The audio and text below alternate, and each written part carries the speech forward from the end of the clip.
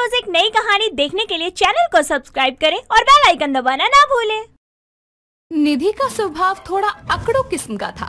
उसको छोटी छोटी बातों को बड़ा बनाने में न जाने कौन सा मजा आता था।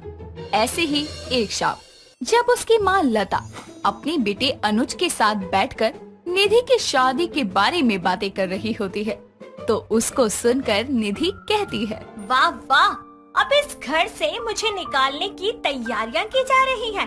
अरे इतना खटक रही हूँ मैं आप दोनों की आंखों में, तो क्या बकवास किए जा रही है? हम तो बस तेरी शादी की बात कर रहे हैं कि तेरी उम्र हो गई है। उम्र नहीं, अब जब आप लोगों को इस घर में मैं बर्दाश्त ही नहीं हो रही, इसलिए बोल रही हूँ। तू पागल है क्या निधि? फालतू में बात का पतंगड़ बना रही है। यहाँ हम तेरी शादी की बात कर रहे हैं, लेकिन तू है कि फालतू बातों को बीच में घुसा रही है। अपने भाई की बात सुनकर निधि मुंह बनाकर वहाँ से चली जाती है। उसके जाने के बाद अनुज अपनी माँ से कहता है, माँ देख रही हो ना इसकी आदत, बात क्या होती है बात का क्या बना देती है ये। अब तो जल्दी से जल्दी इसके लिए रिश्ता ढूंढना पड़ेगा। सही कहा बेटा, जब सर पर जिम्मेदारियों का बोझ आएगा तब समझ आएगी इसको। बातों को संभालना जरूरी होता है, न कि छोटी छोटी बात का बतंगड़ बनाना। अनुज और लता दोनों ही निधि के लिए एक अच्छा सा रिश्ता तलाशना जारी करते हैं और कुछ ही समय में एक मोहित नाम के भले लड़के का रिश्ता निधि के लिए आता है, जिसके घर में उसकी माँ सुमन और बहन माला थी। मोहित का पूरा परिवार निधि को देखने उसके घर आता है, जहाँ निधि अपनी पैनी जुबान को बंद ही रखती है, जिसकी बदौलत उनको लड़की पसंद आती है और 1 महीने के अंदर दोनों की शादी हो जाती है। शादी के बाद जब मोहित निधि को लेकर दरवाजे पर खड़ा था, तभी गृह प्रवेश की रस्म करते हुए निधि के पैर से चावल का कलश घर के अंदर की दिशा में गिरने के बजाय बाहर की ओर गिर जाता है। ये देखकर सुमन की पड़ोसन आशा कहती है, अरे सुमन बहन, ये तो अपशगुन हो गया। कलश घर के अंदर की दिशा की जगह बाहर की दिशा की ओर गिर गया। सुमन कुछ बोलती इससे पहले ही निधि अपने अकड़ू स्वभाव को दिखाते हुए आशा से कहती है, अरे आप होते कौन है शगुन अपशगुन बताने वाली?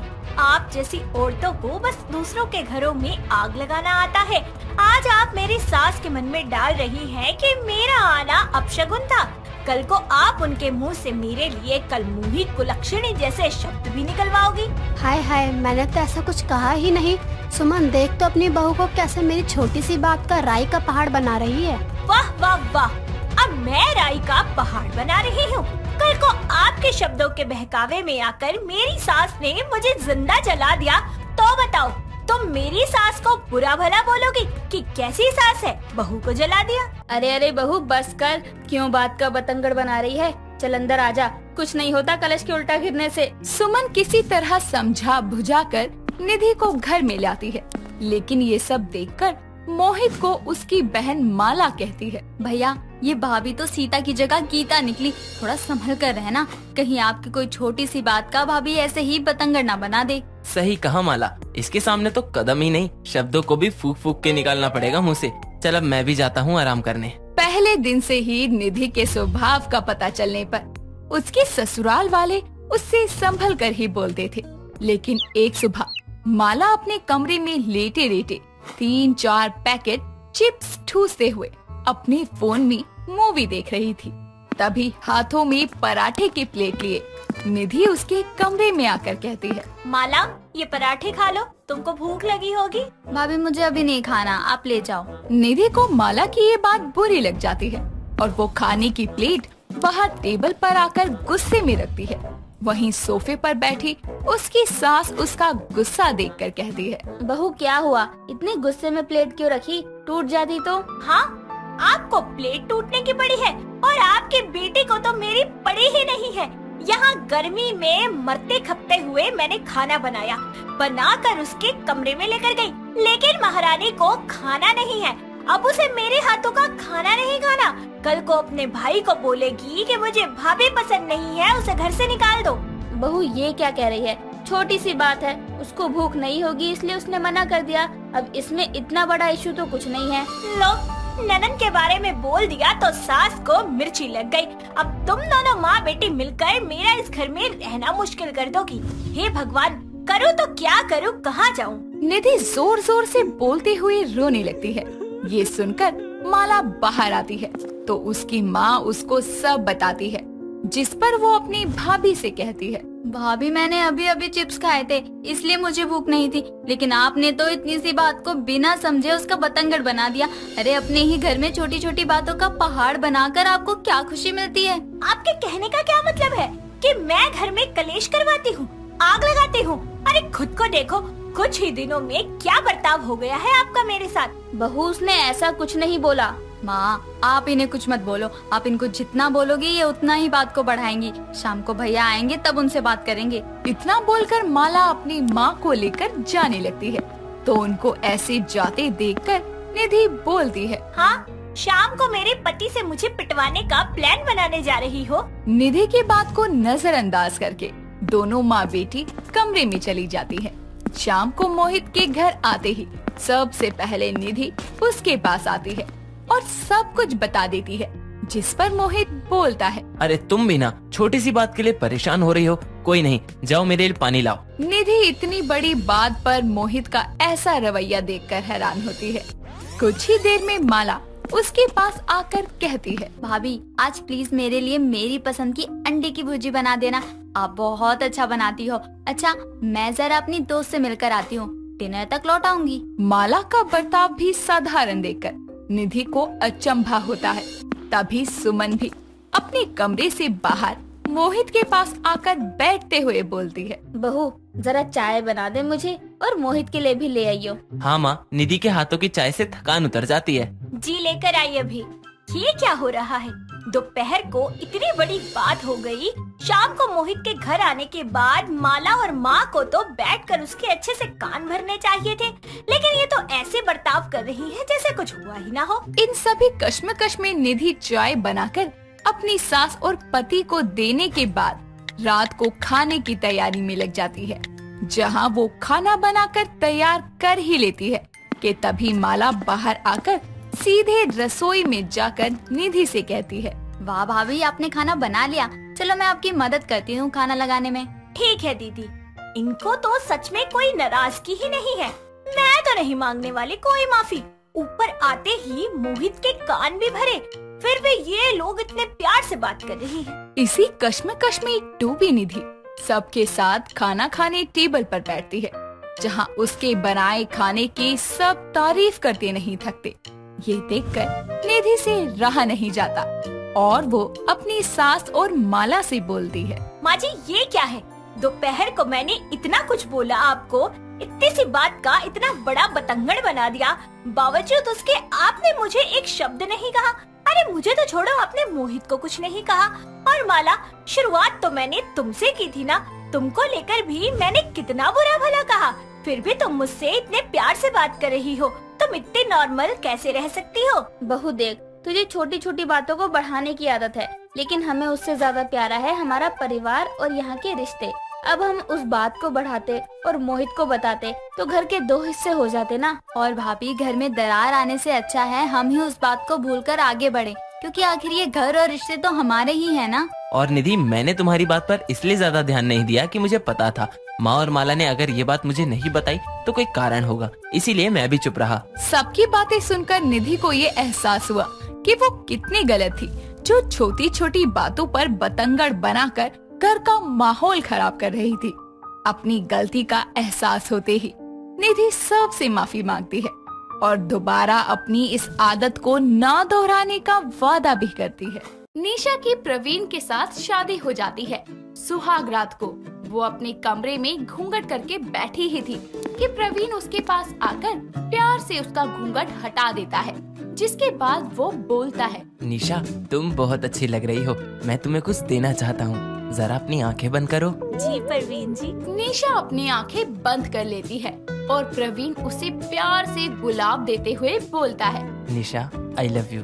आई होप कि आज से हमारी एक नई जिंदगी जो शुरू हो रही है वो एक खूबसूरत पल तक आगे बहुत प्यार से बरकरार रहे। जी ऐसे ही होगा। इतना बोलकर प्रवीण उसका मांग टीका झुमके उतारने के बाद उसके हाथों की बैंगल्स उतारने ही लगता है कि तभी निशा चिल्लाते हुए बोलती है, अरे आराम से उतारिए, बहुत दर्द हो रहा है।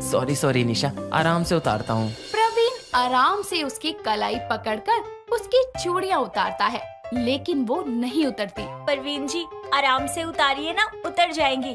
देखना कहीं कोई चूड़ी मोल ना जाए, वरना अपशगुन हो जाएगा आज के दिन ही। ठीक है, आराम से करता हूँ। ये तो अब भी नहीं हो रही। मुझे लगता है अब एक ही चीज तुम्हारी चूड़ियाँ उतार सकती है। पर वो कैसे? वैसलीन। एक बार मेरे हाथ का कड़ा भी नहीं उतर रहा था, जैसे ही मैंने वैसलीन लगाई तुरंत कलाई पर से मेरा कड़ा उतर गया। तुम भी वही लगाओ। निशा उसकी बात सुनकर अपनी कलाई पर वैसलीन लगा लेती है और उसके बाद उसकी चूड़ियाँ आराम से उतर जाती है, जिसके बाद वो गले लगकर प्रवीण को बोलती है, थैंक यू परवीन जी, आज वैसलीन और आपकी वजह से ये चूड़ियाँ मेरे हाथ से निकल गई, वरना मुझे तो लगा था कि मुझे ऐसे ही दर्द में कराहते हुए इन्हें निकालना पड़ेगा। अगर तुम्हें कभी भी ऐसी दिक्कत आए, मेरा मतलब चूड़ियाँ पहननी हो या उतारनी हो, तो इसे ही लगाना। तुम्हारे दर्द नहीं होगा और मक्खन की तरह सब हो जाएगा। इतना बोलकर दोनों अपनी फर्स्ट नाइट को एंजॉय करते हैं और अगले दिन सुबह होती है। निशा रेडी होकर जल्दी से सबके उठने से पहले घर की साफ सफाई के सारे काम करती है और सुबह का नाश्ता रेडी करती है। तभी उसकी सास रूजा आकर बोलती है, अरे वाह बहू, तूने तो मेरे कहने से पहले ही सब कुछ तैयार कर लिया। अच्छा क्या क्या बनाया है? माँ जी आज मैंने आलू और पनीर के पराठे, अदरक वाली चाय जैसी आपको पसंद है, और हाँ मीठे में मूंग दाल का हलवा बनाया है। अरे वाह बहू, तुझे कैसे पता कि मैं अदरक वाली चाय पीती हूँ? माँ जी उन्होंने मुझे कल रात सब कुछ बताया था, मेरा मतलब मैंने उनसे पूछ लिया था। सारी रात सुबह के खाने की तैयारी कर रही थी क्या? सारी रात मतलब तुम दोनों सोए ही नहीं? अरे माँ जी सोए थे ना, बस थोड़ा सा लेट। अच्छा समझ गई। देख तो कैसे लाल हो गई है पूरी टमाटर की तरह। जाकर प्रवीण को बुला ले नाश्ते के लिए। जी माँ जी। ये बोलकर निशा प्रवीण के पास जाती है और प्रवीण उसे गोद में उठाकर बोलता है, गुड मॉर्निंग जान, आज क्या बनाया है तुमने मेरे लिए? तुम्हारे फेवरेट पनीर के पराठे। अब जल्दी से चलो वरना ठंडे हो जाएंगे। आ रहा हूँ, पर तुम्हारी स्किन बहुत ड्राई हो रखी है, तुम वैसलीन लगाओ ना, उससे तुम्हारी ड्राइनेस चली जाएगी। अरे परवीन जी उसके इतने फायदे हैं क्या? अरे बहुत फायदे हैं उसके, इतने की तुम्हें पता भी नहीं है। सर्च करके देखना इंटरनेट पे। अब जल्दी से लगा लो और मेरे साथ नीचे चलो। अरे आप उतारोगे तभी तो चलूंगी, या ऐसे ही ले जाओगे माँ जी के पास? उतार रहा हूँ जान। ये बोलकर वो उसे उतार देता है। निशा वैसलीन लगा लेती है और फिर सब एक साथ मिलकर नाश्ता करते हैं, जिसके बाद दोनों उसके हाथ से बना खाना खाकर बोलते हैं, अरे वाह बहू, बहुत ही बढ़िया। क्या खाना बनाया है तूने, मेरी उम्मीद से भी ज्यादा अच्छा। ऐसा हलवा आज तक मैंने कभी खाया ही नहीं है। शुक्रिया माँ जी।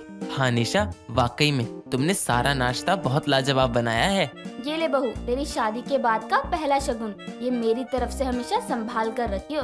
ये मेरी सास ने मुझे दिया था और अब मैं ये हार तुझे दे रही हूँ। जी शुक्रिया। अच्छा माँ, मेरे ऑफिस का टाइम हो गया है, मैं चलता हूँ। निशा मेरा टिफिन दे दो। बस 2 मिनट रुकिए। निशा टिफिन लेकर आती है। तभी प्रवीण बोलता है, निशा अगर ज्यादा ड्राई लगे तो वैसलीन को 2-3 बार लगाती रहना, ठीक है? मैं शाम को जल्दी आ जाऊंगा। ठीक है। इतना बोलकर प्रवीण चला जाता है। निशा घर के सारे काम कर लेती है और कुछ देर सास के पास बैठकर उसके पैर दबाकर अपने कमरे में जाती है और बोलती है, बोर हो रही हूँ, घर का काम भी कर लिया, माँ जी से बातें भी कर ली, अपना काम भी कर लिया, क्या करूँ, खाली बैठी हूँ। हाँ परवीन जी ने बताया था कि वैसलीन के बहुत सारे फायदे होते हैं, क्यों ना मैं YouTube पर ये सब चेक कर लूँ, मुझे भी पता चल जाएगा कि आखिर क्या क्या फायदे हैं। निशा फोन लेकर वैसलीन के बारे में सर्च करने लगती है और उसके फायदे को सुनकर बोलती है, अरे वाह, इसे तो मैं अपने मस्कारे की तरह आईलैशेस पे लगा सकती हूँ, हाइलाइटर की तरह यूज भी कर सकती हूँ, और मेकअप रिमूवर ना हो तो इससे मेकअप भी रिमूव कर सकती हूँ। और ये फटे होठों, एड़ियों और छोटी मोटी चोट के लिए भी काम करता है। अरे वाह, और इसे अगर एलोवेरा के साथ मिलाकर बालों में लगाया जाए तो ये हमारी 2 मुँहे बालों की समस्या भी खत्म कर देती है।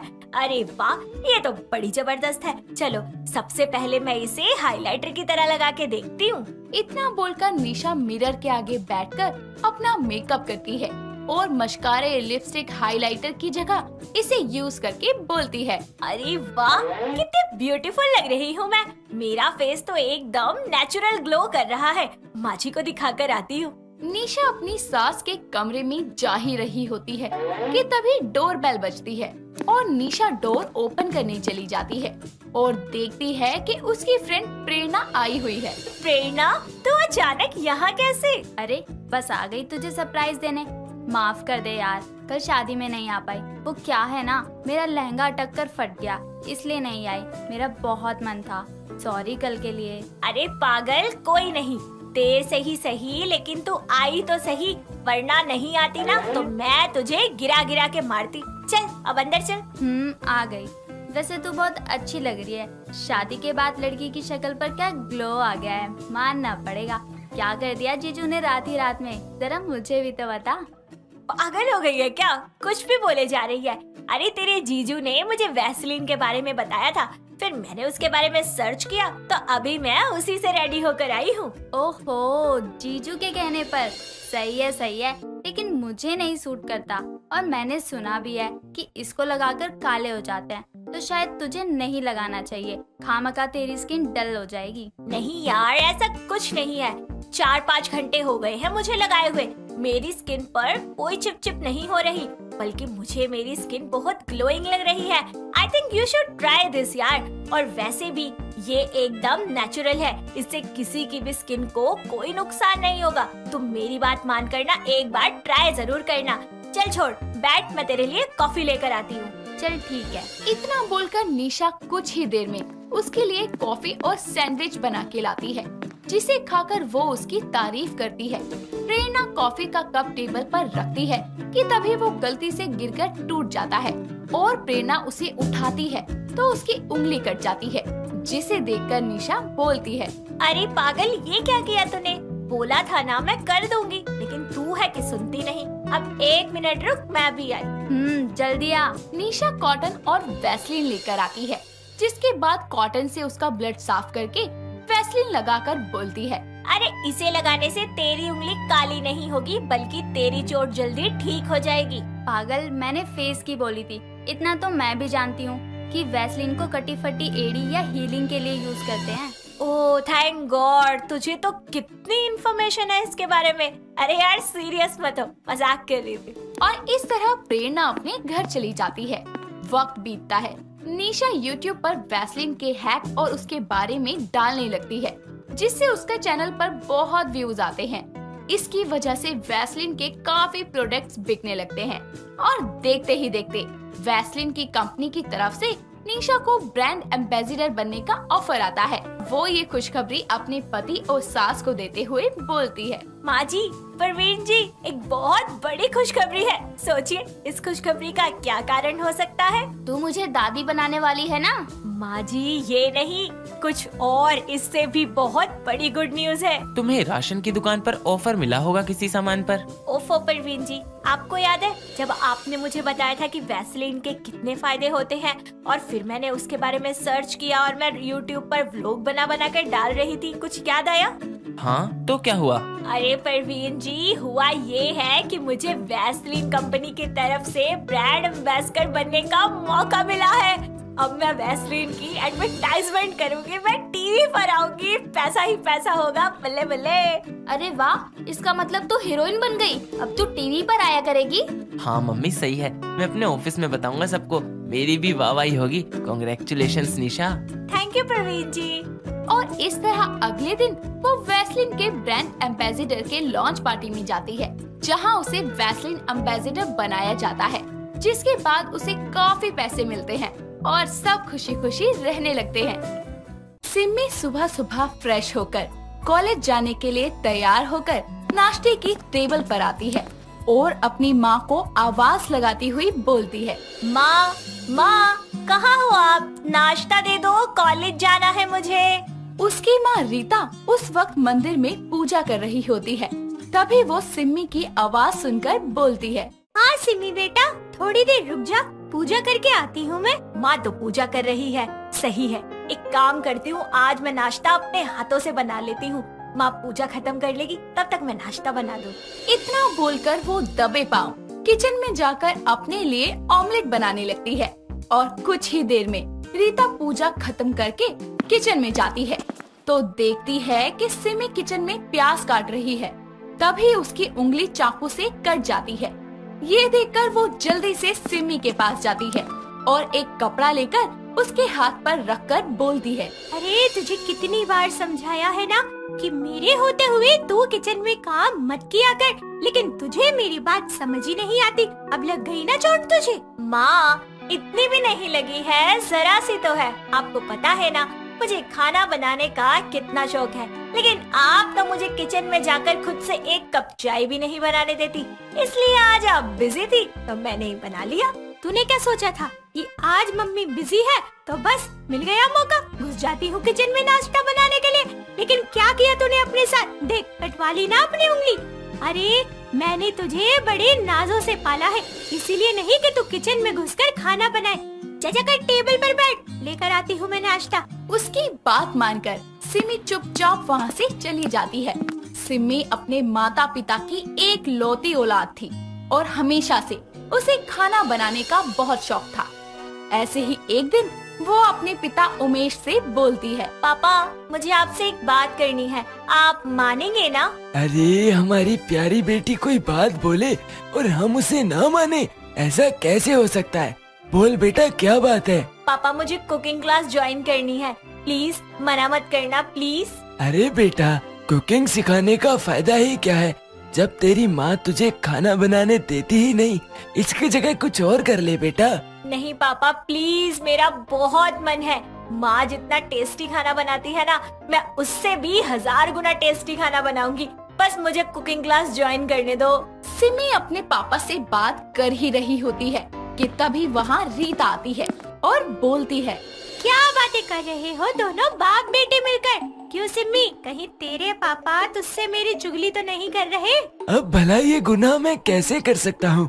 वो तो सिमी कुकिंग सीखना चाहती है तो उसी की बात कर रही थी मुझसे। सिमी, मुझे समझ नहीं आता कि तुझे रसोइया बनने का क्या शौक है। अरे भगवान, तुम्हें तो खुश होना चाहिए। आजकल की लड़कियाँ तो खाना बनाने के नाम से दूर ही भागती हैं और एक तुम्हारी बेटी है कि खाना बनाने की शौकीन है। अरे यहाँ तो तुम संभाल लेती हो, ससुराल में तो इसे ये सब करना ही पड़ेगा ना। तो सीखने दो ना बच्ची को। अरे आप तो चुप ही रहिए। एक ही बेटी है मेरी, उसे भी मैं किचन में उलझा कर रखूं। और रही बात ससुराल की, तो मैं ऐसा घर ढूंढूंगी जहाँ इसके आगे पीछे 36 नौकर हो। इतना बोलकर रीता वहाँ से चली जाती है और सिमी निराश हो जाती है। ऐसे ही समय गुजरता है और एक दिन सिमी के लिए एक साहिल नाम के लड़के का रिश्ता आता है और थोड़ी बातचीत के बाद सिमी और साहिल के घर वाले दोनों का रिश्ता तय कर देते हैं। तभी रीता बोलती है, देखिए बहन जी, मेरी एक ही बेटी है, बड़े प्यार से पाला है मैंने इसे। बस मैं यही चाहती हूँ कि आप इससे रसोई का काम ना करवाएं। इस बात का खास ख्याल रखना। अरे बहन जी, मुझे अपने घर के लिए बहू चाहिए, कोई नौकरानी नहीं। घर में बहुत नौकर हैं काम करने के लिए, आप बस शादी की तैयारियाँ कीजिए। और कुछ ही दिनों में सिमी और साहिल शादी के बंधन में बंध जाते हैं। शादी के बाद सिमी अपनी नई जिंदगी की शुरुआत करती है और एक दिन रेवती सिमी को बुलाकर बोलती है, बहू जरा एक कप कड़क सी चाय बना दे, सर दर्द हो रहा है मेरा। सच कहते हैं लोग, सास आखिर सास ही होती है। चलो अब इसी बहाने अपने हाथों से खाना तो बना सकूंगी। जी सासू माँ, बस अभी लाई। इतना कहकर वो किचन की तरफ चली जाती है और कुछ ही देर में चाय लेकर अपनी सास को देकर बोलती है, सासू माँ चाय पीकर बताइए ना कैसी बनी है। हाँ हाँ, पहले पीने तो दे। और ये फालतू में बत्ती सी क्यों दिखा रही है? वो पहली बार अपनी सासू माँ को चाय बनाकर पिला रही हूँ ना, तो बाय गॉड बड़ी खुशी हो रही है। जल्दी पीजिए ना। हाँ हाँ, ठंड रख, पी रही हूँ। इतना कहकर वो चाय का एक घूंट पीती है और थूकते हुए बोलती है, आए हाय बहू, ये चाय बनाई है या काढ़ा? इतनी चाय पत्ती किसने डालने को कहा है तुझे? इसे पीकर तो सर दर्द कम नहीं बल्कि और बढ़ गया मेरा। तेरी माँ ने तुझे चाय बनाना भी नहीं सिखाया क्या? वो सासू माँ, मैंने पहली बार बनाई है ना, शायद इसलिए अच्छी ना बनी हो। कोई नहीं, मैं आगे से ना बढ़िया चाय बनाकर लाऊंगी, देखना आप। हाँ हाँ ठीक है, फिलहाल इसे लेकर जा, मेरा सारा मुंह कड़वा कर दिया। जिसके बाद से सिमी किचन में कुछ ना कुछ बनाने की कोशिश करती रहती। एक दिन वो रात का सारा खाना खुद बनाती है और टेबल पर लगा देती है। कुछ ही देर में साहिल भी ऑफिस से घर आता है और सब खाना खाने के लिए बैठ जाते हैं। तभी उसकी सास बोलती है, बहू, ये खाना भी तो कहीं चाय की तरह बेकार नहीं होगा ना? माँ पहले ही प्रिडिक्शन मत किया करो, खाना खाओ तो सही, क्योंकि दिखने में तो काफी अच्छा लग रहा है। सिम्मी तुम भी खाओ हमारे साथ, बैठो। जिसके बाद सभी खाना खाते हैं और खाते ही रेवती मुंह बनाते हुए बोलती है, हाँ तो बेटा कैसा लगा खाना? ठीक ही है माँ, खाने लायक तो है ही। हाँ ठीक ही है, बस दाल में हल्दी इतनी है कि इस उम्र में मेरे हाथ पीले हो गए। चावल इतने कच्चे हैं कि चबाए नहीं जा रहे। सब्जी में तनिक सी मिर्च है और रोटी तो बहू को देखकर जल ही गई। बस और क्या? अरे इस खाने को तू खाने लायक बोलता है? माँ आज खा लो ना, रोज थोड़ी इतना कच्चा पक्का खाना पड़ेगा। हे भगवान, कहते हैं बहू अन्नपूर्णा होती है, पर मेरी वाली तो अन्ननाशिनी निकली। अरे बहू, खाना बनाने का शौक रखने से ही खाना अच्छा नहीं बन जाता। खाना बनाने में मेहनत लगती है, जो तेरी माँ ने तो तेरे से आज तक करवाई नहीं होगी। ये सारी बातें सुनकर सिम्मी को बहुत दुख होता है, पर वो कुछ नहीं कहती। जिसके बाद एक दिन वो अपनी माँ को कॉल करके बोलती है, माँ कैसी हो आप? अरे मेरी छोड़ बेटा, तू बता ससुराल में सब ठीक है? तेरी सास तुझे कुछ कहती तो नहीं है? माँ बिना बात के तो कुछ नहीं कहती, पर अगर आपने खाना बनाया सिखाया होता ना मुझे, तो आज मेरी सास के ताने ना सुनने पड़ते। अरे मैं अपने हिसाब से सब कुछ परफेक्ट करने की कोशिश करती हूँ, लेकिन पता नहीं मुझसे कहीं ना कहीं कोई ना कोई कमी रह ही जाती है। अच्छा अभी रुक तू, मैं तेरी सास से अभी बात करती हूँ। माँ वो कुछ गलत थोड़ी ना कहती है। अब जब मुझे खाना बनाने का शौक है, लेकिन मुझे खाना बनाना नहीं आता, तो ताने सुनना तो बनता ही है ना। आप बस मेरी इतनी मदद कर दो कि जब मैं आपको कॉल करूँ तो आप फ्री रहना। ठीक है सिम्मी? इतना कहकर सिम्मी कॉल को कट कर देती है और उसके बाद से वो अपना आधे से ज्यादातर समय किचन में कुछ ना कुछ बनाने में ही बिताया करती। ऐसे ही एक दिन उसके घर में कुछ पड़ोसने आती हैं, तो उसकी सास उसे चाय नाश्ता लाने को कहती है, जिस पर सिम्मी बोलती है, चाय नाश्ता क्यों सासू माँ? मेहमानों को खाना खिलाती हूँ ना, देखना आज मैं किसी को भी खाना खाए बिना नहीं जाने दूंगी। इतना कहकर वो सबको खाना परोसती है और कुछ देर बाद सब खाना खाकर चले जाते हैं। जिसके बाद रेवती बोलती है, क्या बात है, सबने खाना खा भी लिया और कुछ कहा भी नहीं। लगता है अब तो ठीक ठीक खाना बनाना सीख गई है। वैसे तुझे खाना बनाने का इतना शौक है, तो तेरी माँ तुझे फालतू में ही खाना बनाने से रोकती थी? सासू माँ वो मुझसे बहुत प्यार करती थी, इसीलिए मैं इस बात से बहुत खुश हूँ कि मेरा खाना बनाने का शौक आपकी वजह से पूरा हुआ। और अब देखना, मैं रोज आपको अच्छा और लजीज खाना बनाकर अपने हाथों से खिलाऊंगी। और ऐसे ही समय बीतता है और साहिल का जन्मदिन आता है। उस दिन वो अपने हाथों से बहुत अच्छे अच्छे पकवान बनाती है और टेबल पर लगा देती है। तभी साहिल बोलता है, बस करो सिम्मी, इतना ही बहुत है और कुछ मत बनाओ। तुमने तो मेरे बर्थडे पर 56 भोग ही बना कर रख दिया। बस आ गई, जलेबियाँ बना रही थी। कुछ भी कहो, आजकल की बहुएं तो खाने की शौकीन होती है, पर मेरी बहू तो खाने से ज्यादा खाना बनाने की शौकीन है। वो भी इतनी शौकीन है कि कुछ ही महीनों में इतना कुछ बनाना सीख गई। जिसके बाद सभी खाना खाते हैं और इस तरह सिमी सबके लिए हमेशा अच्छा खाना बनाया करती। दोस्तों, अगर आपको ये कहानी पसंद आई तो इसे लाइक करें, शेयर करें और कमेंट करके बताएं कि कहानी में आपको सबसे अच्छा क्या लगा।